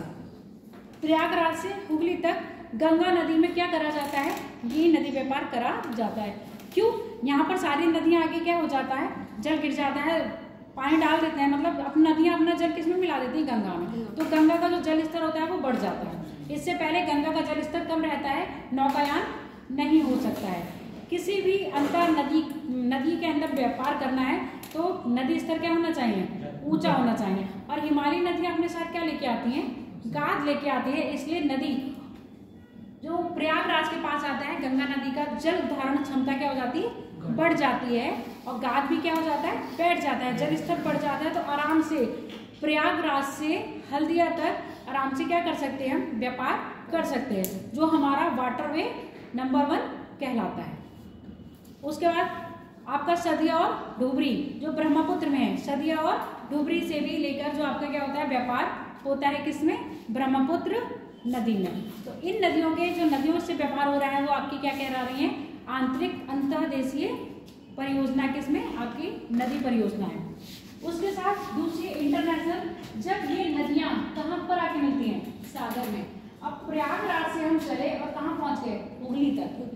अब ये हम सामान लाते सड़क से, टाइम बहुत लगता, गाड़ियां खराब होती, कुछ भी होता। अब हमने प्रयागराज तक सामान पहुंचा दिया। कैसे? अब प्रयागराज से सामान कहाँ पर? छोटे छोटे शिप में, जो हम कहते हैं कार्गो शिप, छोटे छोटे होते हैं, उनमें लेके गए और वहां से क्या कर दिया? बड़े कंटेनर शिप में डाल दिया माल। और वही बड़े कंटेनर शिप कहाँ पहुंच गए? दूसरे देश में चले गए। अब यहाँ पर जो कस्टम ड्यूटी और देश लगा रहे थे उनसे बच गए ना, सस्ता पड़ गया। तो सबसे चीपेस्ट ट्रेड करने का जो मार्ग है वो क्या है? जल मार्ग। चाहे वो यहाँ पर हो चाहे वो यहाँ पर। तो जल मार्ग में आप जो परिवहन पढ़ोगे वो वायु मार्ग है, अंतर्देशीय यानी कि जल मार्ग, और स्थल मार्ग है। स्थल मार्ग में सड़क और रेल है। इसमें ये पूछा जाता है कि जितने भी आपके NH-24 है, NH-1 है, ये रूट आप याद कर लीजिएगा। कभी कभी पूछा जाता है, नॉर्मली नहीं पूछा जाता है। इसमें ही रोड को बढ़ाने के लिए यानी कि सड़क मार्ग को डेवलप करने के लिए बहुत सारी योजनाएं गवर्नमेंट ने चलाई। तो आप किसमें पढ़ोगे? इकोनॉमिक्स में। ये पूरा ही आपका इकोनॉमिक्स का है। तो पूरा ये चैप्टर है ना, पूरा इकोनॉमिक्स का है, जिसमें आपके स्वर्ण चतुर्भुज योजना पढ़ोगे। इसमें क्या है? ऐसे बनती हैं और कौन कौन से 4 महानगरों को मिला रही हैं? दिल्ली, अहमदाबाद, चेन्नई और कोलकाता। ये स्वर्ण चतुर्भुज योजना है। मुझे लग रहा है आपके प्रधानमंत्री जब वाजपेयी जी थे उनके टाइम पर ये चलाई गई थी। ये पूरा जब इकोनॉमिक्स पढ़ोगे, सर लोग पढ़ाएंगे, कोई भी आएगा तो वो ये चीज़ बताएंगे। और कौन सा है मार्ग है जो यहाँ से मिलता है और काटता है? तो स्वर्ण चतुर्भुज योजना को काटता है, वो आपका है झांसी में काटता है। यहाँ से ये वाले क्वेश्चन बनते हैं। और ये वाला जो टॉपिक है रियली बताऊँ ज्योग्राफी और इकोनॉमिक्स में रिलेटेड आता है। जो आप इसमें पढ़ोगे वो हम पढ़ेंगे जल मार्ग में जितने भी आपके क्या बनते हैं? बंदरगाह बनते हैं। भारत में प्रमुख बंदरगाह ये लिस्ट डाल लो। रेल और ट्रेन स्थल और ये रेल तो आपको पता ही है, भारत में सर्वाधिक कनेक्शन है, ठीक है। और सर्वाधिक सड़कों की लंबाई कौन से राज्य में है? महाराष्ट्र में। और सर्वाधिक सड़कों का जो जाल बिछा हुआ है वो उत्तर प्रदेश में बिछा हुआ है। इस तरह के क्वेश्चन बनते हैं। बंदरगाह 13 है ना? हाँ, तो वैसे बहुत सारे बंदरगाह हैं। जो मेन बंदरगाह है, देखो बंदरगाह की जो अथॉरिटी होती है केंद्र सरकार की होती है और राज्य सरकार की होती है, ठीक। इन पर जो नियम बनाते हैं केंद्र और राज्य दोनों ही मिलकर बनाते हैं, क्योंकि जो बंदरगाह है वो राज्य सरकार के अंतर्गत आते हैं, क्योंकि राज्य सरकार के राज्य में आ रहे हैं ना किसी में। और कुछ बंदरगाह कैसे होते हैं, जैसे मुद्रा पोर्ट ये वगैरह क्या है? प्राइवेट बंदरगाह, ये भी अपना ट्रेड करते हैं। जो मेन जो गवर्नमेंट के अंडर में आते हैं वो आपके 13 बंदरगाह हैं, 13 प्रमुख हैं। भारत में 13 प्रमुख बंदरगाह। बता दें कहाँ का है? दक्षिण भारत का मैप बना लीजिए। टाइम बताओ कितना है? 10 बस। चलो हाँ मैप बनाओ। आज नाम लिखवा दे रहे हैं इनके और विशेषता इनकी बता दें। समुद्र कहाँ पर है बेटा? बस। और बंदर कहाँ होंगे? बंदरगाह कहाँ होंगे? या लिस्ट लगवा दें? या लिस्ट बता दें?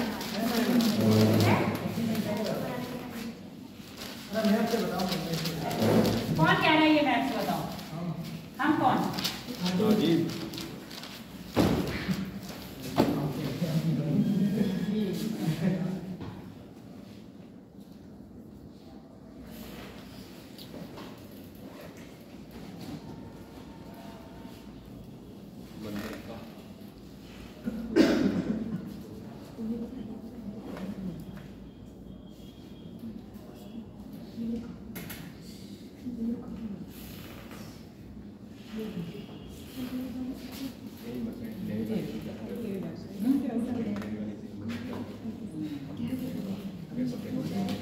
ये हमने अंडमान निकोबार यही बना दिया है। अंडमान निकोबार के नीचे है, ठीक है?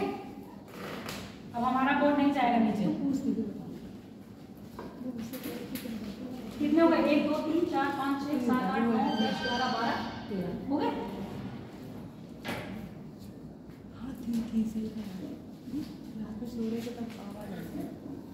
अभी तुम्हारे में और बचा है, देखो याद आ गया।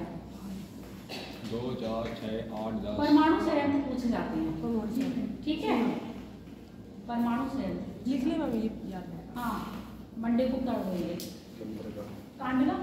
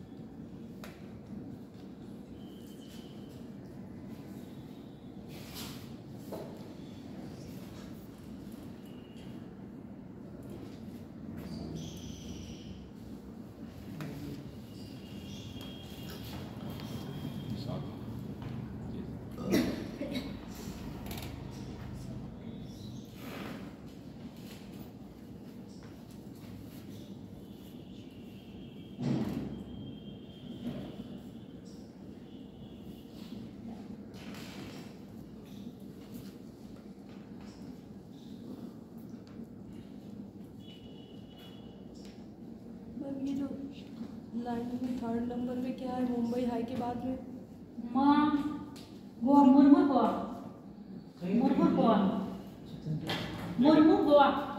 मैम ये बिल्कुल नीचे क्या है? तूतीकोरी और एन्नोर। तूतीकोरी और एन्नोर। कर्नाटक में क्या? तमिलनाडु 3 है तमिलनाडु में। तमिलनाडु, केरल, कर्नाटक, गोवा, ये कर दिए हैं, महाराष्ट्र, गुजरात, तूतीकोरी क्या? तूतीकोरी,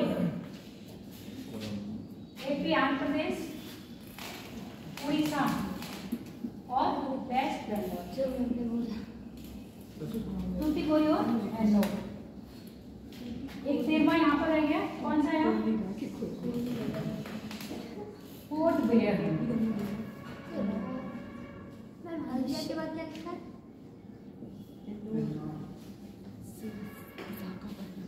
हल्दिया के बाद कोलकाता और डायमंड हर्ट। कोलकाता और डायमंड हर्ट।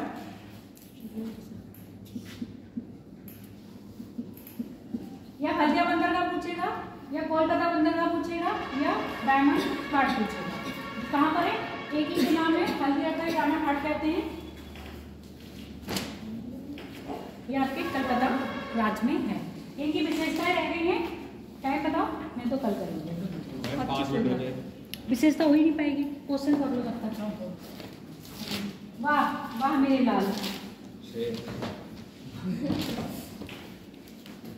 5-10 मिनट है।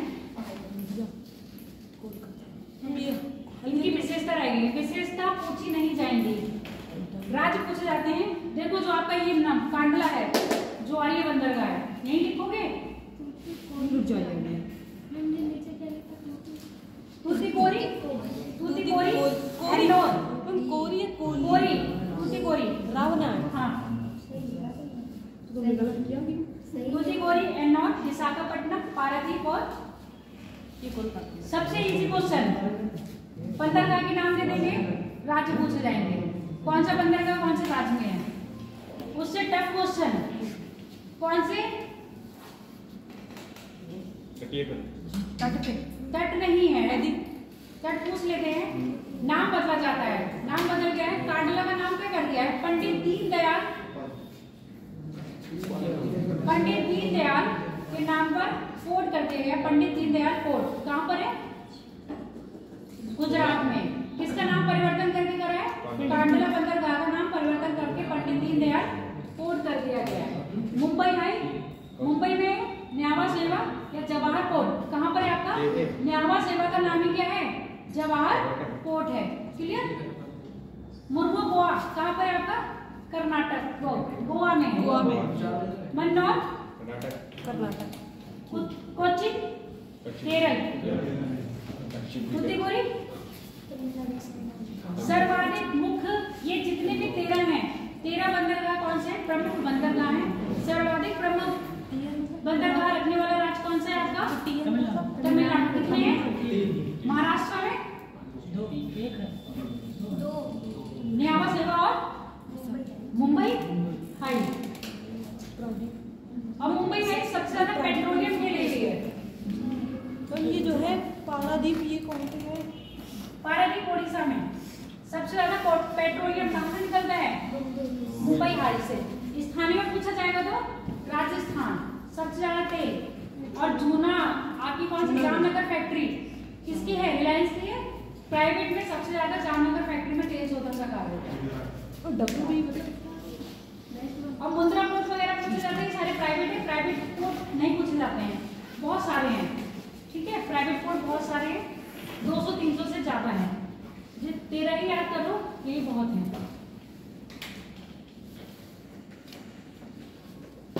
इनकी विशेषताएं कल कर रहे हैं, बहुत जल्दी आए तो आओ।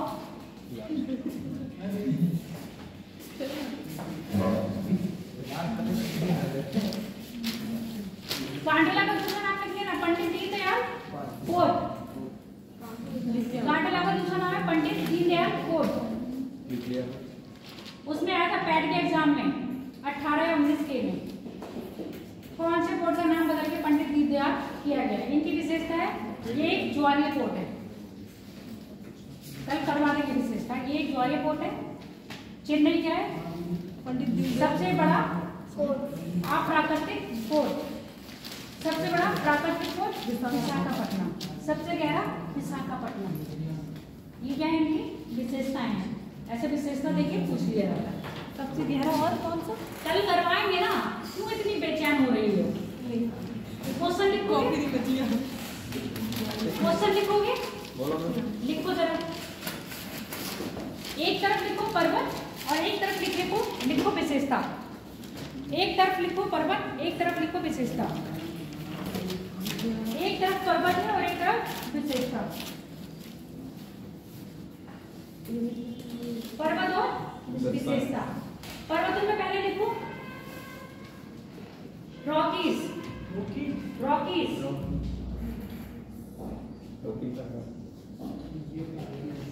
अगला पर्वत लिखो किलिमंजारो। किलिमंजारो। किलिमंजारो। किलिमंजारो लिख लिया। अगला लिखो, अब अपलेशियन, पर्वत, पर्वत श्रृंखला सब है। अपलेशियन कितने हो गए? 3। चौथा लिख लो,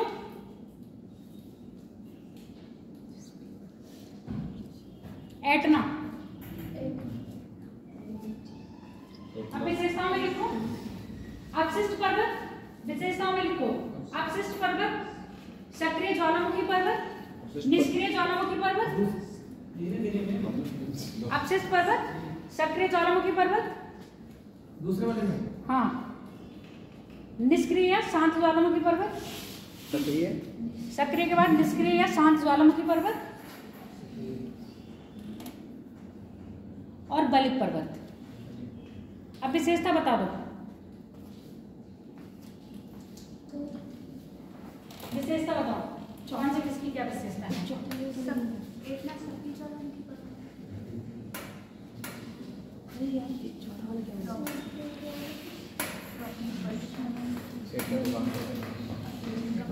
अपलेशियन कैसा है? अपशिष्ट पर्वत है। रॉकीज बलित पर्वत है। किलिमंजारो सक्रिय नहीं है, निष्क्रिय है, जिसको शांत कहते हैं। अगला पर एटना सक्रिय ज्वालामुखी मिला लो, ठीक है। चलो